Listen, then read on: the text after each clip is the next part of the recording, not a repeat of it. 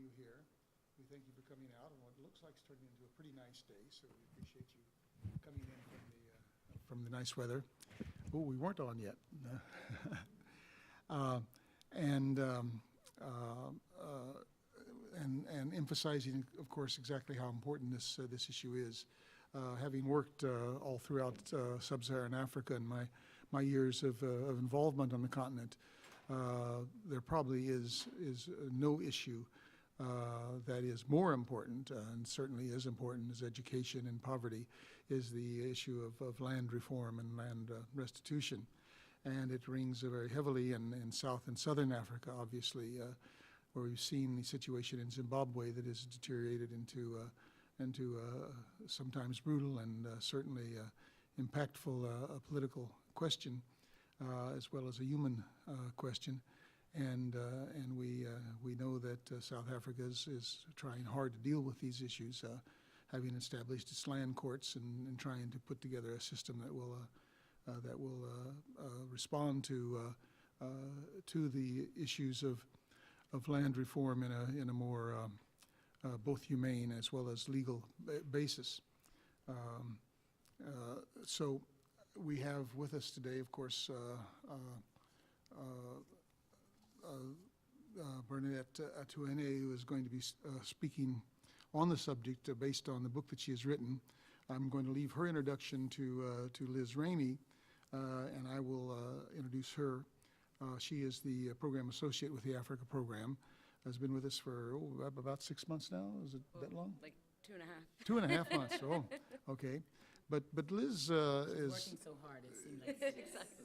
Liz is a very welcome addition to the Africa program, and brings an awful lot of experience and talent on her own. You've got her bio in front of you, so I won't belabor that, except to note particularly on today's issue that she has been involved in her time at the World Bank with the land governance and assessment framework there, and in her time at Oxford, she worked. She did her degree in South African history, but worked on land reform issues, and was in Kenya, where she was looking at the land use issues in the Nairobi suburbs, slums there. So she has quite a background as well on this, and I think will help us in terms of both defining the issue and bringing some light to some of the possible solutions. So without further ado, let me turn it over to Liz to introduce our guest of honor. Thank you so much, Steve. I'm delighted to have Bernadette here today. We actually met briefly when she was a fellow at Princeton and gave a presentation on an early draft of one of the chapters. So I'm delighted to have gotten the chance to read the final product and to have her here to speak about it. So Bernadette Atuene is a law professor at IIT Chicago Kent College of Law. She earned her JD from Yale and an MPA from Harvard. She's written extensively about land issues. She worked as a consultant for the World Bank and the South African Land Claims Commission. She also directed and produced a short documentary film about one family's struggle in South Africa to regain their land. The film was an official selection in several film festivals, and on the handout for today's event, you'll see a link to that documentary on YouTube, and we'll make sure that the link is on the website as well. So those watching on the webcast, you can check it out afterwards as well. She has also been honored with the Fulbright Fellowship, the Council on Foreign Relations International Affairs Fellowship, and the Princeton's Law and Public Affairs Fellowship. The book that she will be speaking about is, as you know, about land restitution in South Africa. This is a truly massive work that she has completed here. She did interviews with over 150 South Africans who were forcibly removed from urban areas and who received compensation through the land restitution program. I'm sure she'll go a bit more into the background of that, but the land restitution program was one of the 3 pillars of the land reform efforts in South Africa.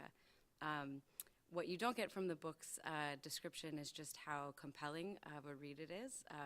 It really goes into the daily lives and the bringing out the words of the people themselves who really went through this program, and the truly nuanced perspective that she presents. It's a truly impressive work in looking at not only the good and the bad, and making policy recommendations. So with that, I will turn it over to Bernadette to present more about the work that she's done. Wonderful. Thank you, Liz, for that very kind introduction. All right, so I need to get up. I can't sit still. So I'm a law professor, and more importantly, I'm a property scholar, and we think a lot about how to compensate individuals when their property is taken against their will.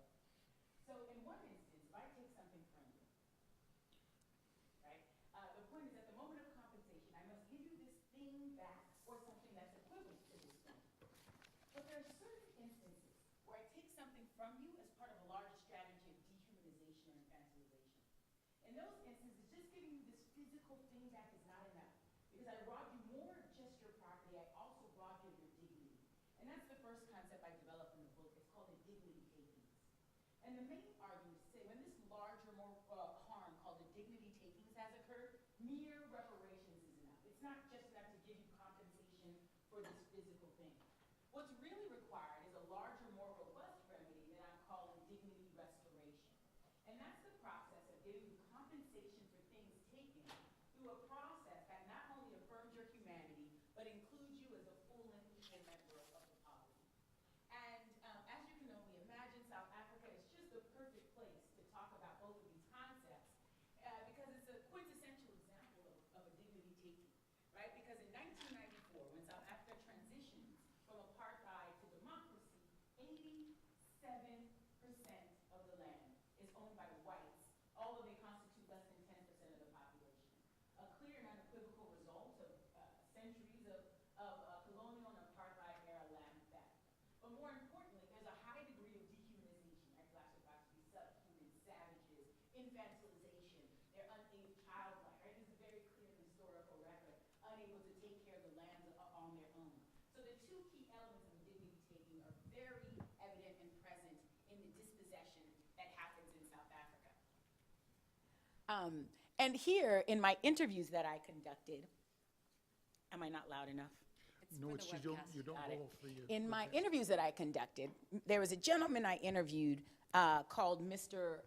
Uh-oh. I don't know if I can do two things. I don't know what to do with this mic. A wonderful gentleman I interviewed who really got to the heart of what I'm talking about with this idea of a dignity takings, right? He was evicted, like many were, because he was from Kliptown, which is a town just outside of Johannesburg. It was a multiracial community that was declared to be all white, and everyone was evicted and their houses were bulldozed in front of them. And when him in particular, he was trying to describe to me what he lost. And he was saying, Bernadette, I didn't just lose my house. He said, it was your dreams, your aspirations, and your hope is destroyed. It was bulldozed. And that's the heart of this idea of a dignity takings, is it's more than bricks and mortar that's being destroyed, right? It's about your dreams, your aspirations, and your hope. So the South African context is also one wonderful space to really explore the second concept of dignity restoration. So again, my work deals with restitution programs all over the world, not just in South Africa, although this book is about South Africa. I've also looked at restitution in the US, Czech Republic, Australia, Kosovo, Romania, the Baltic Republics, El Salvador, Hungary, Germany, Guatemala, Slovakia, Canada, and recently Colombia. The government flew me in to talk to the various officials in Colombia about South Africa's restitution program. What I need you to know is what sets South Africa's restitution apart from all these other countries that have done restitution in the past is they've actually tried to move from this idea of reparations to this larger project of dignity restoration. And here we have the First Minister of Agriculture and Land Affairs. She says it explicitly. The struggle for dignity, equality, and a sense of belonging has been the driving force behind our work as a Land Claims Commission. Liz, don't you mind clicking that at the bottom there? And so it's a great place to really explore this idea, again, of dignity takings and dignity restoration. And what the book actually does is look at the ways in which South Africa has succeeded and failed at this larger project of dignity restoration. All right, so just to make sure we're all on the same page, it's fine. Land reform is in 3 prongs, as Liz mentioned in her introduction. The first prong is called land redistribution, and that's basically you get land not based on whether your ancestors owned it in the past, but based on your present need and your ability to use the land. The second phase is called the land tenure reform. And as many of you know, during apartheid and colonialism, many blacks were not allowed to be owners. And so this is a program of upgrading them from tenants to owners, or just upgrading their land tenure in various forms, actually. And the third and final prong of the land restitution program is called, land reform program is called land restitution. And that's my specialty, and that's what I study, and that's what the book is about. Here, it's in section 25.7 of the South African Constitution, which says that any individual or community who was dispossessed of any right in land after 1913 as a result of a racially discriminatory law or policy is entitled to equitable redress, right? And so the Land Restitution Act is the piece of legislation that was passed to give life to this constitutional provision. And mind you, the Land Restitution Act is the first act passed by the post-apartheid government, symbolizing its importance to the new democracy. And the Land Restitution Commission is the administrative agency charged with implementing the act. All right, so let me tell you about how I went about collecting my data. The first is, as again Liz mentioned, the core of the book is based on 150 interviews I did with people who were dispossessed from urban areas during apartheid and colonialism. And then so most of the findings are the trends I found in those 150 interviews, backed up by 3 other sources of data, what we qualitative scholars call triangulation. Another source is interviews I did with commission officials. My 2 research sites were in Gauteng, which is where Johannesburg is, and also the Western Cape, which is where Cape Town is. And so I interviewed commission officials from those regional land claims commissions. Next is I did something we call participant observation, which is I actually had an office in the commission in Pretoria. I was there for 9 months, going to the same meetings they did, observing, et cetera. And the last source of data is just secondary sources, dissertations, laws, policy documents, books, et cetera. And so all the findings I'm about to present to you now are, again, the trends I found over the 150 interviews backed up by these 3 other sources of data. All right, so I'm going to present to you 3 main findings, and then kind of I'm more interested in a conversation, and there's more than 3, but I'll present to you the 3 kind of big ones. The first is the importance of process. Just to make sure we're on the same page, let me explain how the land restitution process worked. The first stage is something we call lodgement, where you had to lodge a claim by December 31st, 1998, in order to qualify for restitution. The second phase is something we call validation, and that's just making sure that, say, the people of Sophiatown were actually evicted as a result of a racially discriminatory law or policy, which is what the Constitution requires. The next phase is called verification, and that's making sure that, say, you, right, this individual was removed from the house, and if that individual is dead, which is more likely the case, right, between 1913 and 1994, lots of people are dead, then you have to identify that person's descendants. It's a very complicated process. The next is negotiation. This is where people were supposed to be able to choose between getting their land back, alternative land, or financial compensation. And the final was valuation, which is where if you chose financial compensation, the commission decided how much money you were going to get. And if you, in fact, chose to get some land, then the commission would negotiate with the current landowner a price that they would pay for that land. All right? So now that we're all on the same page, I always start my talks with what went well. You know, especially when you talk about Africa, people want to talk about problems. I want to talk about what went well. That's how I want to frame this, right? So what went well? Tremendous access. They did a tremendous job on access. What does that mean? I told you, I look at restitution programs all over, and what you're usually required to bring to prove you were once a member of a dismembered community is a title deed. Guess what? That doesn't work on much of the continent of Africa. And so what they allow people to use is an impressive, and I'm a lawyer, so when you talk about evidence that's allowed in, it blows the mind. They allowed oral testimony, tombstones, ruins, baptismal records, farm registers, aerial maps. I mean, people were able to bring a wide array of evidence to prove that they were once members of this dismembered community.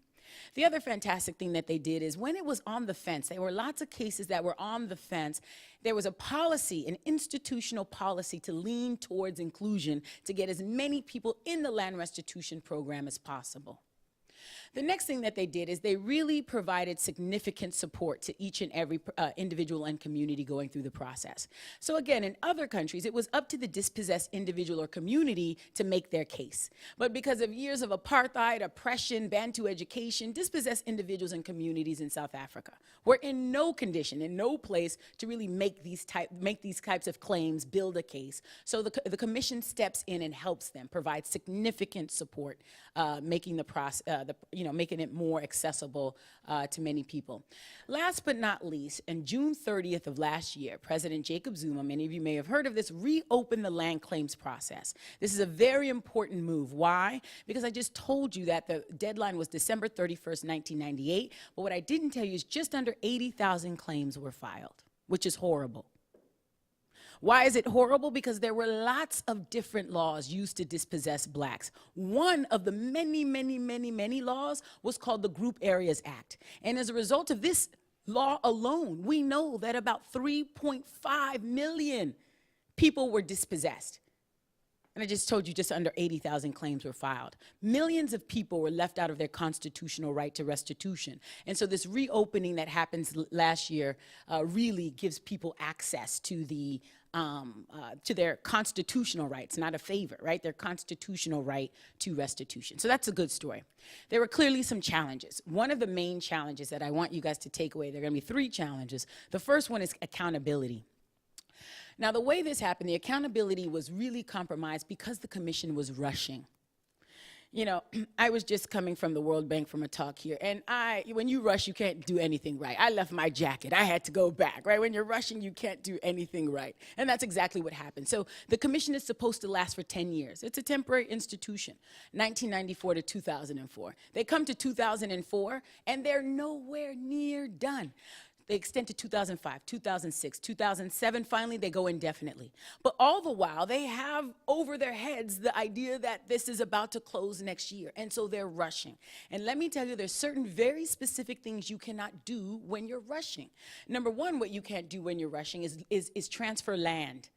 In order to transfer land, it takes time. You must identify the land, negotiate with the landowner, or use the powers of expropriation, transfer it to the people. And so it ends up that 80% of the people in the land restitution program receive financial compensation because they were rushing. They didn't get the choice that they were supposed to get. They got financial compensation because it's easier and quicker. The second thing you can't do when you're rushing is you can't give people agency. And I just told you that is the most essential part of dignity restoration, is putting dispossessed individuals and communities in the driver's seat, allowing them to determine how it is that they're restored and re-included into the society that rejected them and dehumanized them and once infantilized them. But guess what? Giving people choices, I have to sit with you, right, and say, what do you want? Do you want land? Do you want alternative land? Do you want money? That's a conversation that takes time. It's time the commission didn't have. The third thing you can't do when you're rushing is you can't capacitate communities to be able to hold the commission accountable, teaching them to lead their own former neighbors through this very complicated restitution process. That can't happen when you're rushing. So the sum total of this is because of the time pressures, accountability was severely undermined. That's one of the first things. But the second part of the accountability picture is structural. And it happens when the commission changes from what we call a court-centered system to an administrative-centered system. So initially, when restitution starts, every single claim, in order to be settled, has to go through the land claims court. It was a disaster. By 1997, 6 claims were settled. I just told you 80,000 claims were filed. It was a disaster. So then the leadership goes to Canada, they go to Australia. They finally find the administrative method in New Zealand, and they switch. So now, instead of every single claim having to go through the land claims court, essentially the commission itself can validate the claims, right, can settle the claims, and if anyone has a problem, then they can go to the land claims court to protest, right, to file a case.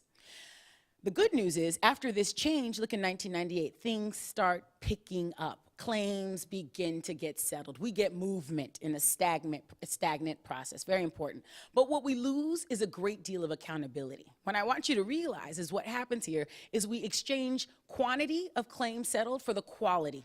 And that's what happens here. And what happens is the commission becomes the defense, the prosecutor, and the judge. What do I mean by that? Well, they become the prosecutor because, like any state institution, any bureaucracy, your number one priority is to protect the interest of the state. But like a defense attorney, I just told you the commission was the main entity leading these dispossessed individuals and communities through this very complicated restitution process. But they also acted as a judge. And here you guys should be like, wait a minute, Bernadette, you just said there was a land claims court. How could they possibly be acting as a judge? Well, for those of you who know anything about access to justice, right, we know the empirical research is so clear. When you give poor people a right to a right, it's problematic because they have to know they've been harmed, know who harmed them, know where to go for relief, have money to get a lawyer. There's so many barriers to poor people actually accessing these rights. And so, in fact, for the millions of poor people who do not have money to access the land claims court, and that's what the film is about. For those of you who actually watch the film, it's about one family who has no money to go and access the court. For those millions of families, the decision of the commission was final. Let me tell you something. You can never, or as my brothers and sisters from Zimbabwe say, never, ever. You can never, ever have an accountable institution when it's acting as the prosecutor, the defense, and the judge. There was a design flaw that needs to be corrected in round 2 of restitution. Let me move quickly and go to the second main finding, which has everything to do with the importance of communication. That's one of a very important finding is communication was absolutely essential. And when there was something that I'm calling a sustained conversation, we systematically have amazing results. What do I mean by sustained conversation? Well, it's when the commission explains the process thoroughly.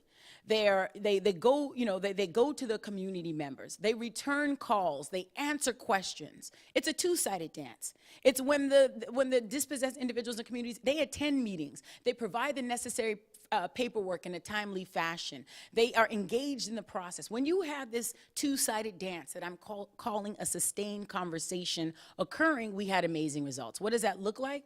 Well, some of those results is faster resolution of claims and better outcomes systematically throughout the data. There's a great story I like to share about the community of Kilnerton, which really exemplifies what I'm trying to communicate here. Kilnerton used to be a Methodist. It was set up by the Methodist Church.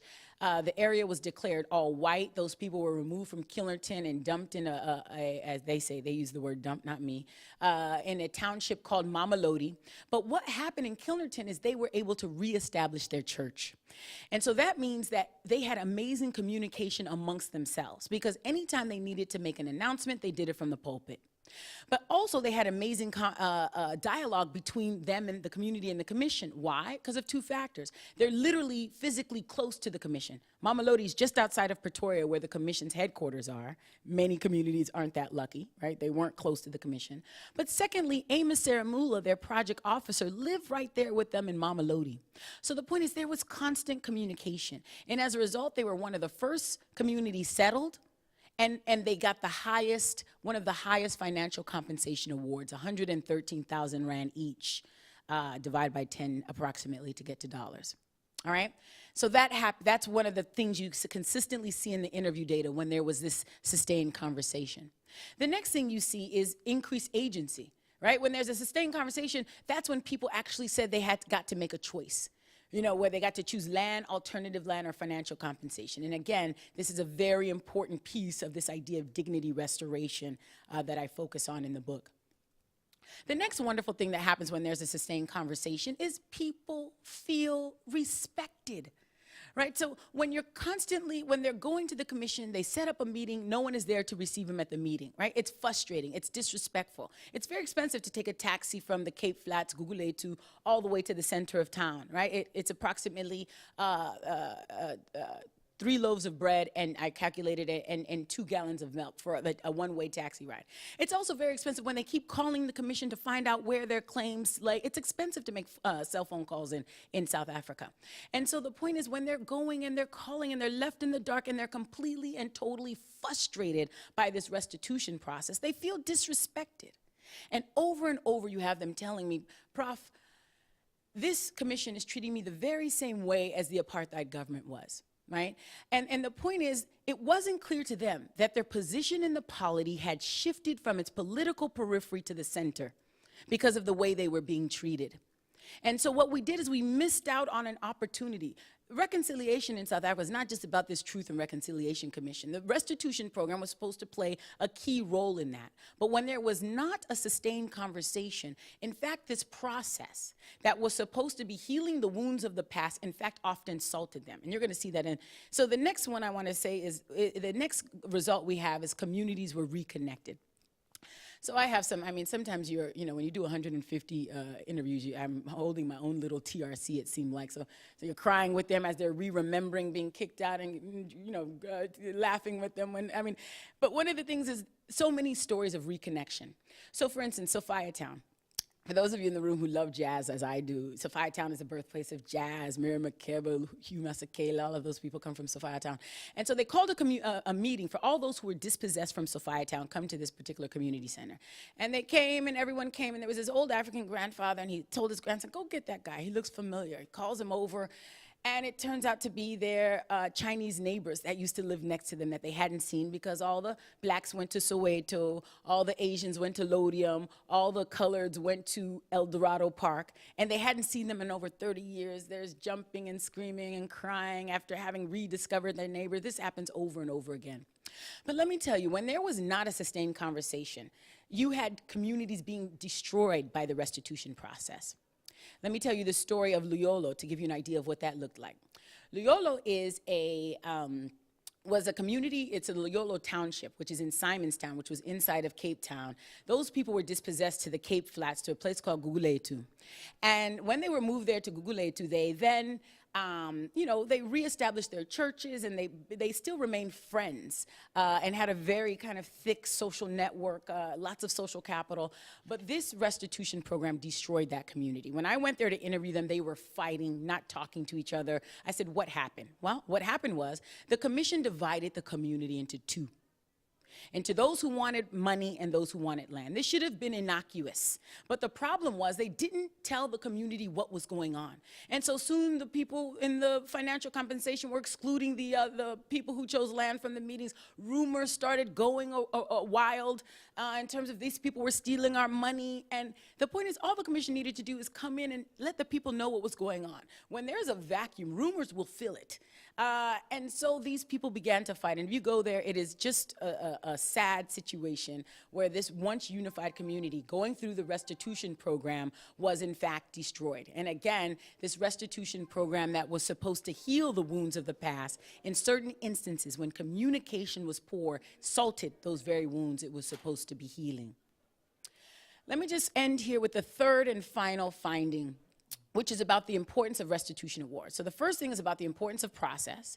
The second is the importance of communication. And the third is the importance of restitution awards. Now here, I don't want to be misunderstood because people often like to misread me here. When I talk about the dignity restoration, it's two pieces. It's about process and property. Right? And because the point is, it's not just about process, because guess what? You can't eat process. You can't use process to pay your rent, right? And so it's about giving people things, right? Assets, material things, through a process that restores their dignity. It's about both. All right, so this is where I think was again, there were lots of successes and failures, but I think this was one of the biggest failures of the land restitution program, is in terms of what they gave people. So there was a fundamental inequality in the land restitution program. Past owners, who are mostly black, who were dispossessed, they got something called an SSO, a standard settlement offer. And everyone acknowledged this was symbolic compensation. It was not related to the market value of the property rights that were actually lost. And the government said it's because we can't afford the market value, which is fine. But the problem is, when land is taken from current owners to give back to communities, they receive market-related compensation. And current owners are mostly white. So you have a system where current owners, who are mostly white, are getting market-related compensation, and past owners, who are mostly black, are receiving symbolic compensation. It can't be. You must either both receive market-related compensation, as they did in Germany and other places, or both receive symbolic. But one group cannot receive one amount and another group another amount. So I was working very closely with the commission until, so I just recently published a New York Times op-ed about this particular issue, and they're no longer talking to me. So, you know, it's fine. You can't have, everyone can't be your friend. But just to, again, make sure you guys understand what's going on. Not only did they get SSOs, these standard settlement offers, I want you to understand what it looked like. So follow me here. So again, SSOs range from 20,000 Rand to about 60,000 Rand. Again, divide by 10 approximately to come to dollars. So say this family gets 40,000 Rand, right? And of course, like many of the ODIs, we call them, originally dispossessed individuals, they're dead. And so it's their descendants who have to benefit, and the person who files the claim is called the claimant. But if any of those people are dead, then their piece gets split up between their descendants. If any of their descendants are dead, their piece gets split up. So you can have someone receiving something as little as $100, right? So I just need you to understand how this thing is working and how it actually looks on the ground. Let me wrap up because I want to get to the conversation. But, let me just say, what the power is, what went well is when people receive land. But the problem is, I just told you, many of the people never got a choice because the commission was rushing. And so 80% of the people who participated in the land restitution program received financial compensation and not land. So this is why I'm saying this is one of the greatest challenges of land restitution, is the restitution awards. Let me close by putting everything I'm saying in perspective in terms of, you know, what's at stake here. So, you know, we academics like to talk, you know, we just like to think for the sake of thinking. But this is a very timely topic, as Steve was saying. One of the most important topics, not only in South Africa, but the continent of Africa, is land. So the work I do is qualitative. You know, I do deep dives. I do 100 interviews. I sit with people for 2 hours or more, right? I code. It took me 8 years to finish this book because it's a very labor-intensive process, qualitative work. One of my colleagues, his name is Jim Gibson. He's at the University of Washington, St. Louis. He does quantitative work, and he did a Big N study, a survey, and it's one of the most comprehensive studies on land to date. He interviewed 3,700 South Africans, and this is what he's found. 85% of Black respondents agree with this statement. Most land in South Africa was taken unfairly by white settlers, and they therefore have no right to the land today. More troubling, 2 out of every 3 Blacks agreed with this statement. Land must be returned to Blacks in South Africa, no matter what the consequences are for the current owners and for the political stability in the country. Listen to me, those of us who work on land in South Africa, we know this thing is a time bomb waiting to explode. This is just giving us empirical confirmation to something that we already realize. Those of you who follow South Africa, you know there's a new political party on the scene, the EFF, the Economic Freedom Fighters, and their #1 pillar of their political agenda is expropriation of the land without compensation. Last month, they began encouraging their members to just take over and occupy lands. This thing is happening. Right, and you also have to understand the DA, which is the longest running, the most successful opposition party, is not successful. They have 23% of the vote about 23% in the last election. The EFF, after about 6 months of campaigning, has something like 7% already. Right, so this is this is something we need to pay attention to, and so this is why the title of my book is. Again, the title comes straight from the interviews. What I heard over and over is we want what's ours. And the point is we don't start heeding and giving people the land that they deserve, there's going to be consequences. So I'll stop on that very grim note. Liz, before we start in the Q&A, if there's any media present here, this discussion is on the record, so you're welcome to quote in any way you want to what's being said, but please always give credit or reference to the fact that you heard it here at the Woodrow Wilson Center. Okay? Thank you. Great, thank you. And thank you, Bernadette, for such a lively and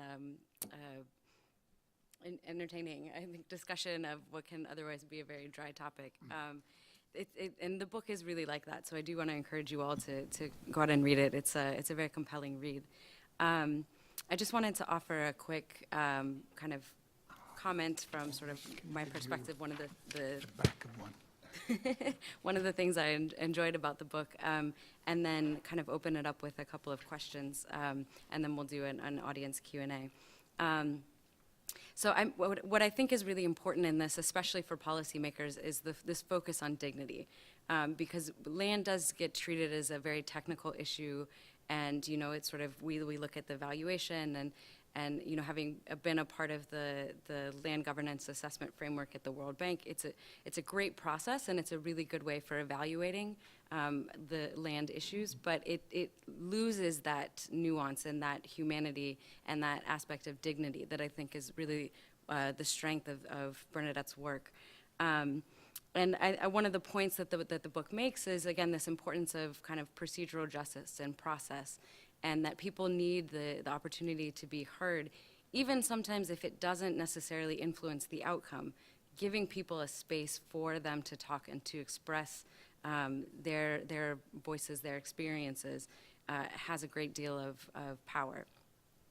And it just reminded me of a conversation I had with the head of a evaluation organization who's done an evaluation of a number of different development projects, both in the United States and internationally.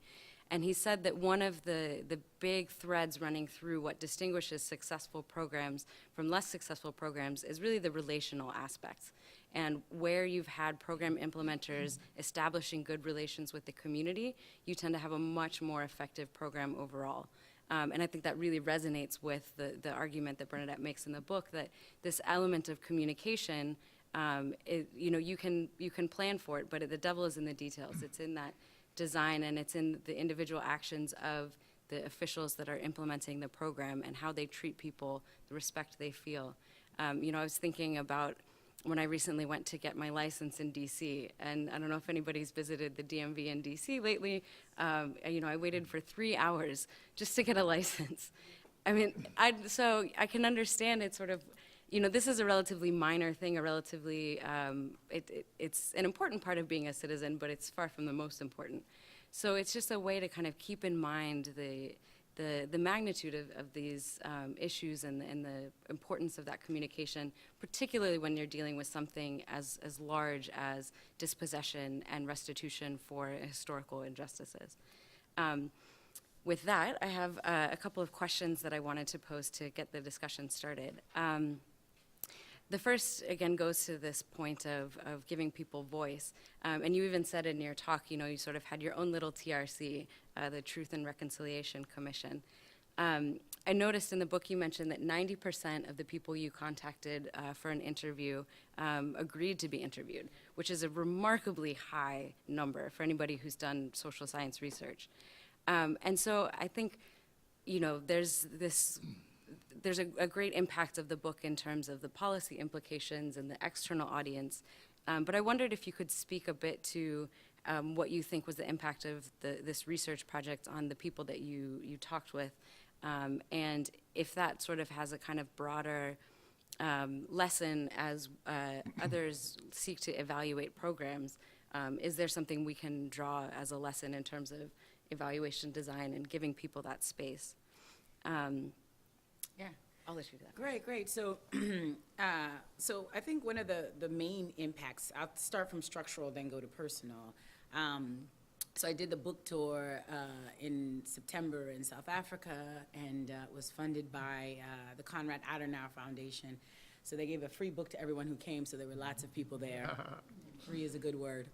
And, but who also came is the commissioner and the deputy commissioner, and so they came to these events and they announced on camera that they've implemented 90% of the recommendations that I put forth in the book. So I think that's the kind of more structural impact that them giving me their time and their stories actually had, for the land restitution process.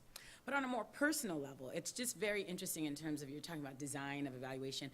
Identity is important and interesting, and I have in a critical methodology in the back of the book that talks about this. The fact that I am a Ghanaian American was very important. My identity was very important in terms of the interviewing, right? Because I was, and my age. So a lot of people referred to me as sweetie, my baby, my child, right? And they would talk about white people in ways they would never do if I was white, right? They would, I was enough, the fact that a professor from America was coming to visit them was half of the reason why this 90, but they were just, a lot of people were just excited to, why would you want to come and talk to me, was the response. And my response was, I'm honored to talk to you. So the identity of being a professor, the identity of being an American, the identity of being a Ghanaian, right? So I was African, as well. And so there's interesting ways, and I think that goes totally under-remarked in the academy about the ways in which identity matters in methodology. And the type of information I was able to get out, right, was very different than if it was someone with a different identity coming in. So I talk about it in terms of the various accesses of privilege and subordination that I shared with them interacted in very interesting ways. That's great. And then the second question that I had for you is going to your last point and looking at the implications of this, particularly as land is becoming an issue again. Cheryl Walker has written about the sort of master narrative of land, but kind of argues that even though land occupies a very strong position within the mindset of South Africans, and it's a major part of this narrative of dispossession and restitution, that actually there's not necessarily the strong political backing behind it. So I'm wondering, the sort of conservative view of it might be that this is just rhetoric, basically, that Julius Malema and others, they're picking up on some historical rhetoric that still resonates, but is there really the political will to have a kind of a major restructuring of land reform? Right. So, yeah, absolutely. So 2 pieces. When you talk about land, it is, it's a very emotive and an explosive issue, actually, in South Africa and much around the continent. And that's what I'm trying to do with the book, is move from emotion to data, right? It took me 8 years to collect because, it's a very data-driven approach. And again, and the fact that, and it was so well received, I also believe that from the commission, because it was kind of this outsider did the work, right? And so it's disimpassioned, right? At least as they've articulated why they appreciate it. So let me just say that. But let me come to this issue about what's really going on with politics. And I actually have thought a lot about this because all these injustices I've just articulated to you is happening from the ANC, the party the black people put in power. So what's happening, right? It's a quandary. It's a serious quandary. What's happening? And my answer to that, a couple years ago wrote a piece for Foreign Affairs answering exactly this question. And my response is that it can be explained by the fact that the ANC is politically invulnerable, but economically vulnerable.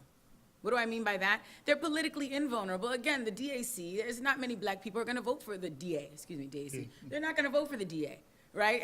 And so they've been the opposition party for 23 years, and they're around 23% of the vote. Again, the EFF is new. They had a party called COPE, which came and exploded. But the point is, there is no true challenge to the ANC's power. They are politically invulnerable at the moment. That may change with the AFF, may not. They're imploding as well with this scandal with Andile and whatnot. But the point is, there's no true, it's like the PRI in Mexico. There's no true challenge to the ANC's party at the power at the moment. But economically, they're extremely vulnerable. If you guys remember, in 1994, Mandela gets into office, he comes to Philadelphia, he has a meeting with some investors, and he just mentions in the meeting that he may think about expropriating mines. It's possibly on the table. The next day, the Johannesburg Stock Exchange plummets by 5 points. Immediate punishment by markets.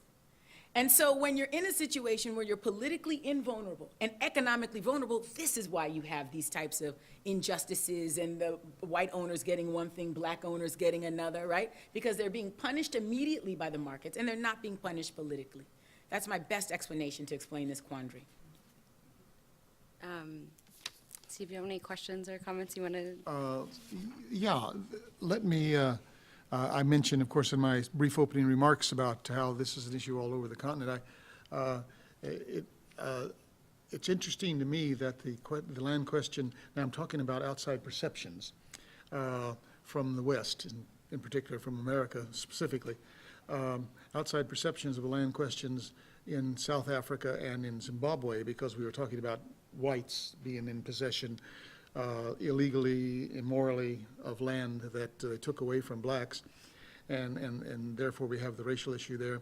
But then we take it to other parts of Africa, and I'm glad you mentioned the ANC being the sort of the culprit right now, because the one who has to deal with these questions. I'm thinking particularly now of Burundi, where I've been working an awful lot for the last few years, where you have a distinct ethnic division between, or within the land issue, where all of the refugees who were displaced from 1972 onward, not all, but quite the majority are Hutu, whereas internally displaced persons tended to be Tutsi, didn't leave the country, stayed in the country. Both were populations that were taken or removed from their land because of violence, but now you have people coming back to reclaim land. And as you were pointing out here, sometimes it's grandchildren coming back from the original people who were dispossessed from the land, who left the land and were subsequently dispossessed. So you have that issue, where now you have a Hutu government who's in power, and the Hutu-Tutsi ethnic question is not at the core of it anymore, but you still have these distinct populations that make up internally displaced refugees returning, and it's going to be a really fascinating question to see how they deal with it, but it's getting no attention from the outside.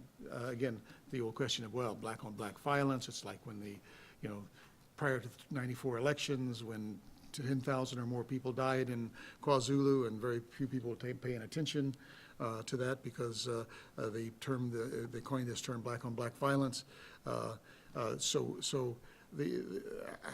does, have you looked at other African restitution and reform questions, such as the one in Burundi, which is going to be, I think, a real killer there? It's going to, even if we get past the political fragility of that country in the coming elections, I think we're going to have such a serious land problem there that it's going to probably implode on them. It's a quick answer, unfortunately not. Unfortunately not. I haven't looked at Burundi. Oh. Well, I mean, Ghana must too have some land issues that are bubbling out there. So what I can say is that, let me see if actually there's one more slide beyond this. Oh, good. This is what I can say. So what I've done is I look at this idea of dignity takings within the context of South Africa, but it's a concept that applies all over. And so we have a symposium in LSI, which is one of the premier socio-legal journals, where I've asked colleagues who also do empirical work, have collected evidence in other parts, to see if and how this idea of dignity takings applies. And we have some amazing contributions. We have, for instance, Sandy Kadar writing about the takings from Arabs in Israel. We have Eva Pills doing a very, I think, courageous piece. When I read it, I said, oh my word, are you going to be okay?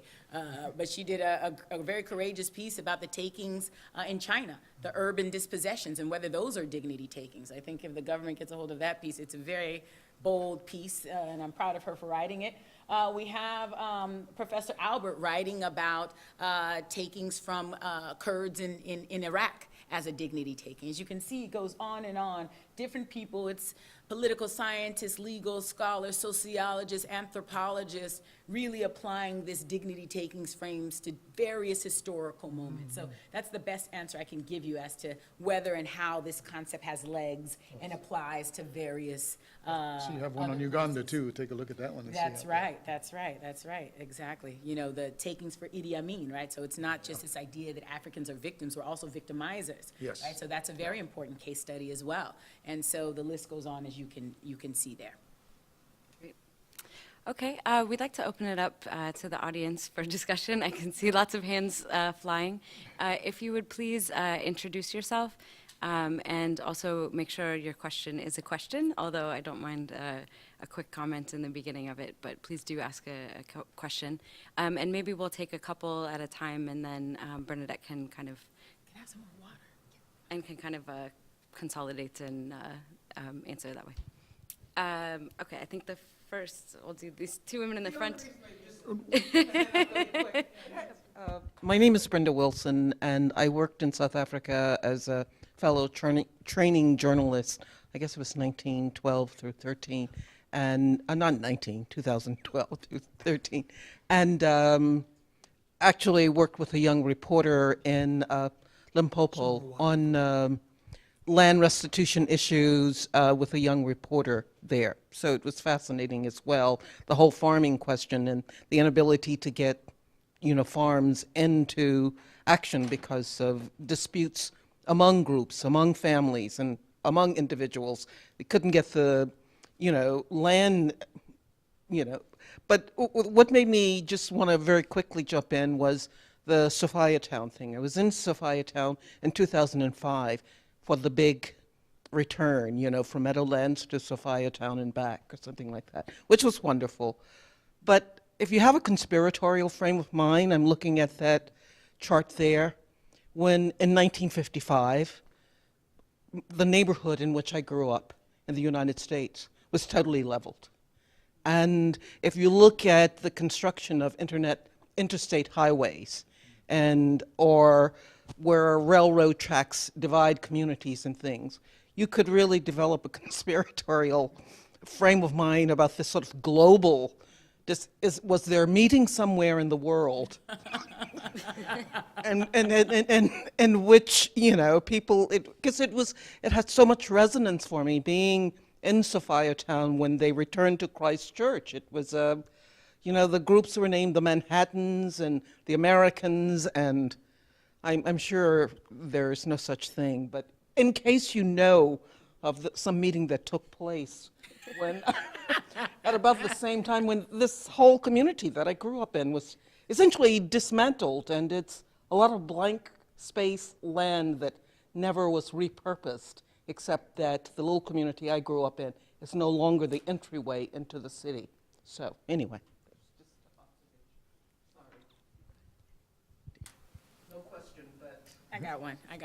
We'll make it work. Thank you. My name is Karine Kanizan Antulia, and I also used to live in South Africa. I worked for the Desmond Tutu Peace Foundation and for the University of the Western Cape. Thank you for Bishop Tutu, so we'll talk after. We'll talk. Thank you for a lovely and very informational discussion, really. I'm also from Burundi, so so I'll have a short comment on what Mr. Steve just said.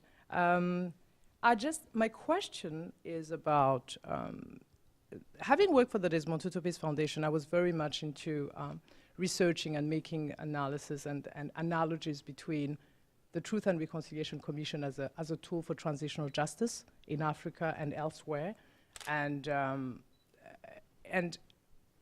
the concept of dignity. Thank you so much for pointing that out. Was actually one of the aspect that was very different compared to other TRCs. Now, but even in the Constitution. Even in the Constitution, strong constitutional absolutely, absolutely. Now, we're being faced with a situation where the dignity is almost overcome. I'm making reference to the Julius Malema and the political parties' almost intrinsic weaknesses. That's for the economic liabilities that they have. The dignity in South Africa, as it's linked to, we link it to reconciliation, is almost overcome by the dire conditions of the victims, basically. So after some time, you just feel like you almost see a situation where it's not going to be enough. So having a space for the victims to come and talk, and we saw it with the TRC as well, where they would come and they would literally cry and just break down, and it was extremely emotional and also very healing. There was a lot of healing coming out of it. After some time, it's not enough anymore. So my question to you is, after the discussions you had with 150 plus, probably, those are the ones this is a number we see in the book, but I'm sure it's more than that. And your own experience as a lawyer in terms of access to justice and justice reform, do you have any suggestion in terms of how to curb a trend that we see arising in South Africa, so that we don't get to a point where we see another Zimbabwe happening? So that's my question. My comment on Burundi, I think Burundi is just a laboratory for democracy and reconciliation, really, right now. It's a very, going through a very interesting period, and that's going to be remembered for and used as, I think, as an example for different countries in the years to come. In terms of the land restitution, we have at a very early stage. It's very difficult to draw any lesson at this time. I think we're going through that. Plus, we're having elections coming up, and then at the same time, we're having other processes going on. We have a TRC that's been voted at the Parliament. So it's really a laboratory for many things at the same time, and we just hope for the best. Thank you. Okay, so let me just quickly answer. So, Brenda, I guess the best thing I can tell you is that Sophiatown, and your experience, and this is something I also look at, and I was trying to get someone to do about, urban renewal and how the communities were raised, very similar. And it maps on, so Sophiatown in particular, they got around the whole community. They were one of the first communities to be settled because of the popularity and symbolism of Sophiatown. They got about 20,000 Rand per claim. And if you can Google it now, house prices, go to Rio Max or any of the up 1.5 million Rand and up. So I need you to understand what, so they got 20,000 Rand, but those properties are now worth upwards of 1.5 million Rand. So in terms of intergenerational wealth that has been lost, it's happened. That's what's going on in South Africa, as it has happened also when the communities, African-American communities in America were raised, right? And homeowners were moved to other places where they were no longer allowed to have the money to buy in those other communities, right? That's intergenerational wealth being erased. So you're absolutely right to draw that parallel. I think that's powerful, and that's absolutely on point. And then to Corinne, you're saying, what can we do to prevent South Africa to becoming like Zim, and especially the study I just showed you from my colleague, Jim Gibson. I think the first thing we have to do, before, say you must do without passing go, is, you won't believe me when I tell you, but it's true, there was no systematic training for commission officials. Can I tell you I just told you, the Land Restitution Act is the first act passed by the post-apartheid government. It's symbolizing its absolute importance, but the foot soldiers implementing it had absolutely no systematic training. The commissioner herself will tell you, the deputy commissioner, he'll say that was the case. And why? Because they're making it up as they go along. The only country to do a restitution program of this magnitude was Germany, and South Africa doesn't have the money of Germany. And so they're making it up as they go along, and so they're fighting. I told you, I did what we call participant observation. They're literally just fighting fires. They have about 10 problems in front of them. Training is something, a long-term, you must be able to look at the end of the room. They can't even look beyond, right here in front of them. There's so many problems coming at them. And so the first thing we must do in round 2, because round 2 has to start working. It has to start, that's the number one. And if you don't want Zim, round 2 has to work. And in order for round 2 to work, we have got to provide training to the commission officials. And so the commissioner and I'm actually, so this is what I can help with. I'm a professor. Before I went to law school, I was a community organizer in South Central. So I'm not just interested in academia for academia's sake, theory for, dignity takings, dignity for the sake of creating ideas. I'm an activist at the core of who I am. And so I told the commissioner, what I'll do is I will give you 6 months of my life, and I'll come and help you do a training program. Right now, what they do, can you imagine, when they do have a training, which is very infrequently, they fly everyone there to Pretoria, so SAA, everyone's having, coming to hotels, and they come, and literally the last training they did for the opening, Tami, who's the deputy land claims commissioner, spoke for 2 days. Pedagogically, anyone who's anywhere near academia, that is not pedagogically correct. And so what I'm saying is, you people stay in your offices. I'll tape the officials. We'll edit it down, right? And then we'll put it on an online learning platform. You'll save in hotels. You'll save in plane fare. And also, people who couldn't come September 12th can now see it anytime. And so I want to put together a package, a training package, and I offered and she accepted the help. We got a little proposal together, and now the problem is getting money. Now, this is where I don't know who's in the room from USAID. You people made me very upset. So we went to the ambassador to try and get money for this. And do you know, they told me 90% of the money at USAID in South Africa is for HIV/AIDS. As if there's no other problems there in South Africa. If someone here is from USAID, please can you help me understand what's happening? Because I don't know what's happening. And so we're struggling, finding money to do this pilot training program. The commissioner, the commissioner herself is on board with this, and we're struggling to find money. So, this is something, if anyone in the room can help, I'd appreciate. Visit with them if you'd like. We'll be happy to facilitate that. Wonderful. Seriously, can I just hang on to this a second? I have to run, unfortunately. But Bernadette, I wanted to say this. The South Africa case study that you just presented is really, really interesting, and it just opened up my eyes to so many other issues that I hadn't thought about. For me, the issue of land goes beyond South Africa, as Steve mentioned early on.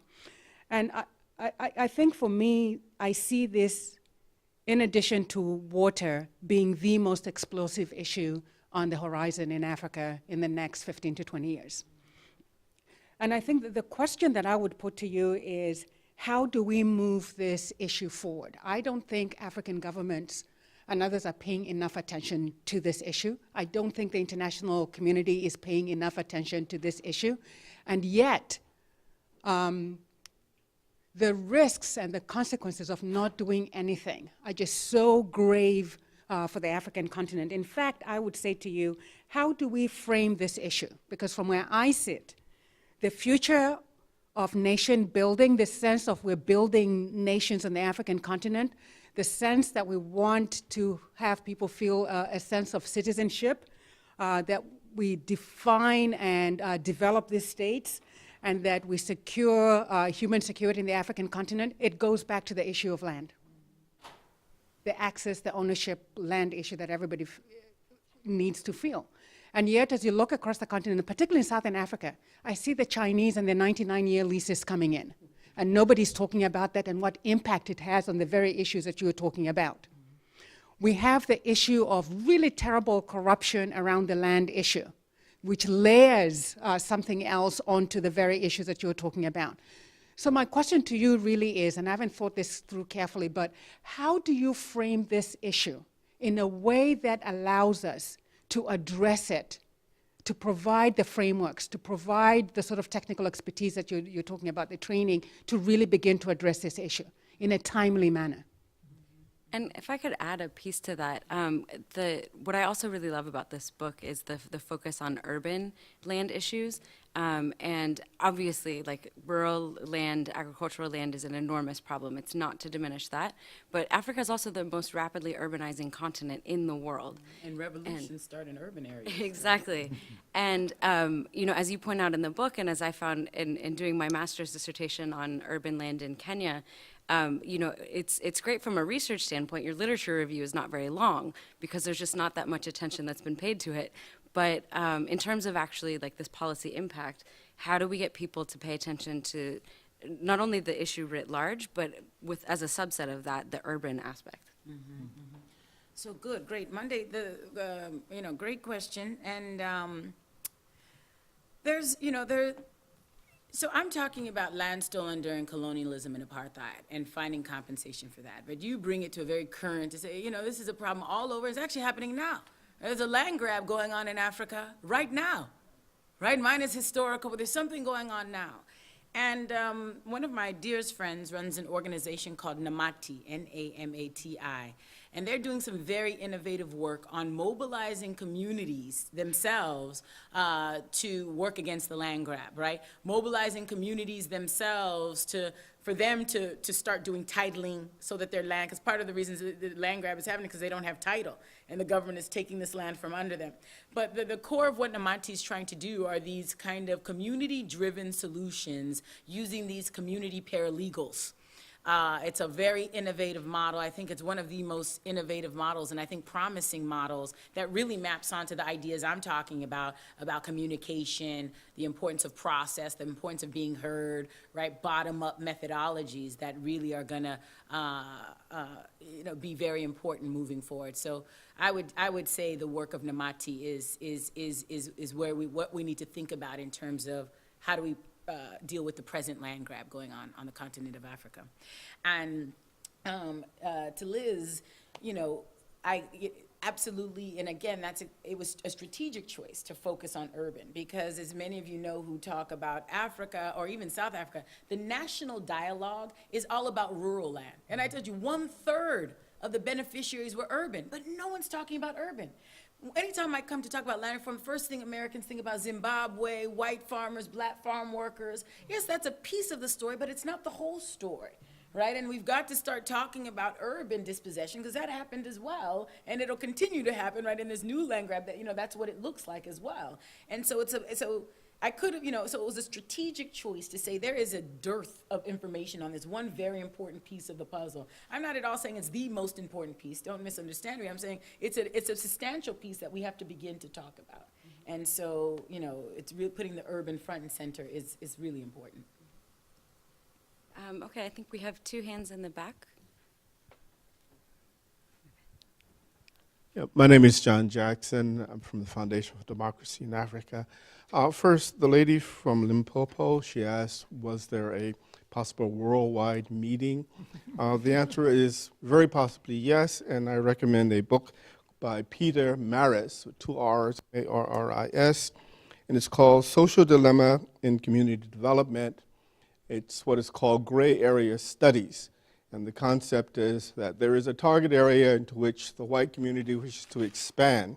And so how can they do that nonviolently? And this program was funded by the Ford Foundation in the 1940s. Okay. Now, in the delivery you made this earlier, that deeds in Africa are problematic. Could you explain more than that? Because there are publications of deeds of tribal lands from the 19th century in South Africa. And so is the concept here is that all of that is going to be ignored and the people are on their own for reclaiming their ancestral possessions? Hold on. So, wait, I'm sorry. I didn't quite understand. So you saying, just say the question, I'm sorry. I'm asking about the validity of known deeds for large groups of people in South Africa. Okay.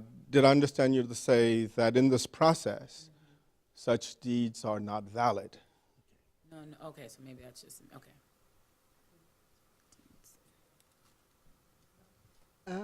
Marina Ottaway with the Woodrow Wilson Center, and I work on the Middle East right now, but in a previous incarnation, I used to work on African problems, including on South Africa.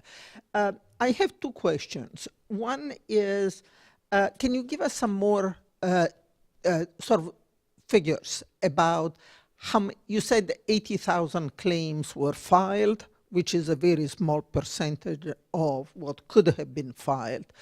And then you said 80% of those were that were settled by financial compensation. But how many of the claims were settled? So that's one question. And the second question, I'd like to go back to the issue of rural land, because yes, I totally agree that particularly in the South African context, the issue of the expropriation of urban land is very important. But most of the land that was expropriated was in rural areas. And what is happening with the issue of compensation there? I know that that's not what you have focused on, but is the process moving? What can you tell us about it? So let me start with Mr. Jackson.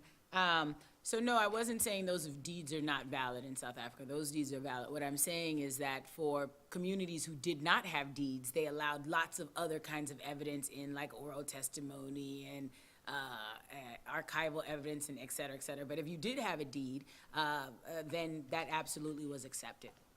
And then for Marina, how many claims have been settled? The vast majority have been settled, something like 95 from round 1, but that last 5% is huge. Why is it? Because that last 5, so when we talk about a claim can be filed by an individual or a community, right? So those individual claims, they're pretty, but what the hard claims are the community claims. And one community claim can involve upwards of 10,000, 5,000 people. So when I say we have 95% settled, those last ones are really difficult because they're actually claiming large swaths of land, right? You must do expropriation, the farmers are being recalcitrant, they're not selling, and so although they've settled the vast 95% of the claims, those last ones are quite substantial. And so I don't want to, and the other question you asked about, so what percent were settled, and then you also asked, what was the second part? Rural lands, what's happening there? Oh, it's all the process I showed you is actually the same for urban and rural. But when I say I focus on urban, the people I interviewed were dispossessed from urban areas, but the process that I articulated here is exactly the same for both urban and rural. It's just that the people I interviewed were from urban areas. But the figure of 80,000 then, it's for all claims. All claims. 80,000 claims were filed. That's exactly right. Just under, it's actually 79 something, but just under 80,000 claims were filed, urban, rural, throughout the country by December 31st, 1998. Yes. Robert Rothberg, Woodrow Wilson Center. Just following up on Marina's question. Really not a question, but the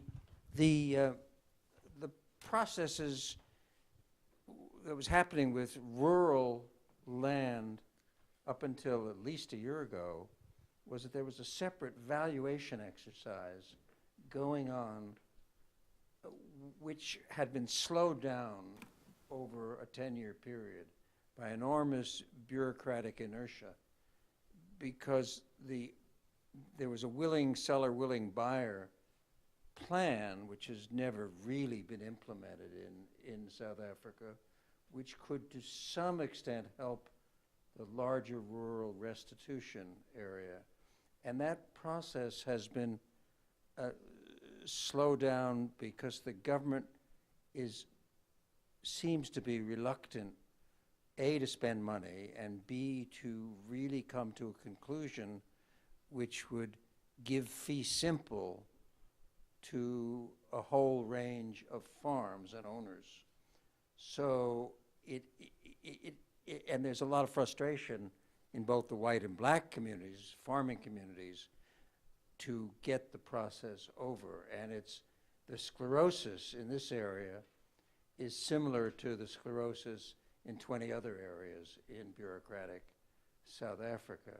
So restitution is just a part of the puzzle. The other point which you might want to comment on came out in the slide you put up on the legislation. There were enormous injustices before 1913.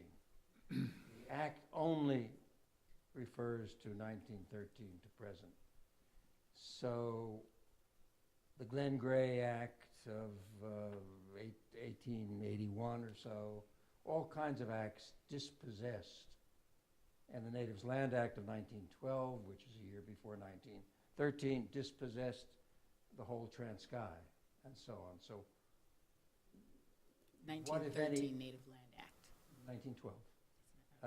The ANC 1912 formed in reaction to the act. And the question then is, what do we do about that? Right. No, the Native Land Act is for sure 1913. It's not 1912. Let me explain to you 1913. So 1913, so why 1913? I told you everyone, section 25.7 says anyone any individual or community who's dispossessed of any right in land after 1913 is entitled to an equitable remedy. So you need to understand why 1913. And it's 1913 because that's precisely when the Native Land Act was passed. And so South Africa's formed as a union in 1910. And so 1913 is the first time this newly formed country uses its legislative power to dispossess blacks. And so the idea is that's why the Constitution starts at 1913. And anyone who was dispossessed before 1910, right, before this particular sovereign that exists comes into power, must go for your claim to the sovereign that existed at that time, which is the Queen. Right? So that's the idea. And so that's a very legal reason behind why 1913 is the year that they picked for the Constitution, for the compromise. But the real answer is not a legal one. That's a very legal answer, right? The real answer is a political one. And the point is most of the land was stolen before 1913, right? Through colonialism, et cetera, but you had to pick a point. Because if you go back too far, now you have, Shaka was one of the biggest colonizers we've ever experienced. And so now you have black claiming against black, and it's very difficult, so you had to pick some point. And so that's why it's a political compromise. It's the real way to understand 1913. The other question about the willing buyer, willing seller is, so that's exactly what has been going on right now. That's what they have been doing in South Africa. So, in Zim, the Lancaster House Agreement comes in 1979. They are forced in Zimbabwe from 1980 to 1990. They can't do anything but willing seller, willing buyer. And if they do expropriate, they have to pay in foreign currency to the farmers. Unbelievable, right? South Africa had, at 10 years, their arms were tied. In South Africa, they had no such limitation. They chose to move forward with willing seller, willing buyer on their own volition. And so lots of people, the EFF and others, are kind of frustrated. Why don't we move away from willing seller, willing buyer and start the powers of expropriation? Right? Because every constitutional democracy, except for Canada, has a takings clause. It's a legitimate power of every democracy. And here in America, under one of the most conservative presidents, George W., right, under one of the most conservative Supreme Courts, there was a case called Kelo. And for those legal scholars in the room, right, that's the case that expanded America's powers of eminent domain under one of the most conservative Supreme Courts and presidents, where in South Africa, when I go to a meeting, they're calling me comrade, right? It's like these leftist people, but they're so gun-shy in terms of using their powers of expropriation. It just doesn't make sense, right? We're expanding, and these people who are so supposedly left-wing, they're so gun-shy in terms of using the powers of expropriation. So what's going on? Well, there's two different explanations. Number one, using the powers of expropriation is expensive and time-consuming. And I just told you there was an incredible pressure to get this thing done quickly. And going through the courts to do expropriation is time-consuming, and it's also expensive. So say, for instance, a piece of land is R1 million, right? And the farmer wants 1.3 million. Even that 300,000 over, as long as that 300,000 is less than you would spend in legal fees, although it's over the market value of the land, it still makes sense to accept that offer, right? Because in the end, you're going to be paying less money if you value the time and the right happening. So willing seller, willing buyer is very difficult. But the number one, expropriation is even more difficult, right? It presents, and number two, one of the reasons why, at least in the restitution area, they're not going, they've really stuck to willing seller, willing buyer, and haven't transitioned to expropriation, is because, to be perfectly honest, again, I just told you there's no training. And so the actual paperwork is so poor that they lose all their cases when they try and go to expropriation. Because it's done, there's such shoddy work done in the commission, they lose lots of their cases. So that's another reason why they don't like to go to expropriation in terms of the commission. But so they've really, and although there are some expropriation cases in the pipeline, it's just not the primary goal. And to be honest, it's, we definitely have a problem with acquisition of land, right? We need to acquire more land to transfer, because I told you in 1994, 87% of the land is owned by whites, although they constitute less than 10% of the population. Last year was 20 years of democracy in South Africa, and less than 10%, around 8% of the land has transferred from whites back to blacks, right? And so, so there's a problem, but so that's a sad number, right? It's an injustice to begin with, and it's an added injustice 20 years later. The liberation bargain hasn't been fulfilled. Blacks haven't got what they were promised. But what's really sad is that by the government's figures, which we know should be conservative, about 50% of the projects that have been transferred are not being used productively. That land is no longer being used productively.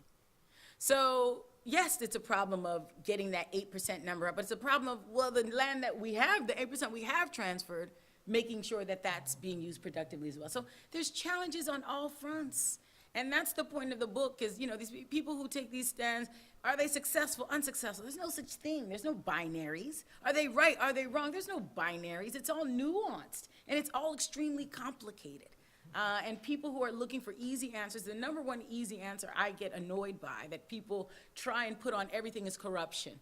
Corruption is by far not the primary problem in land reform in South Africa. Of course it exists. It exists here, but it's not the primary problem. But this discourse of corruption allows people to, blame the ANC instead of looking at the structural challenges that are difficult to talk about, difficult to identify, but ever present and important. And it's a discourse that is undermining, and it makes me upset, when people just oversimplify to talk about corruption. It's really something I have very little tolerance for. No one here did it. But in the work, when I'm out talking about the book, it's something I get faced with so much, and it's just unbelievable. Well, we have a very sophisticated audience at the Wilson Yes, Center. exactly, so, exactly. Well, I'm cognizant of the time, so Steve, did you have maybe a closing thought? Or good. Okay. Do you have any kind of closing remarks you'd like to make?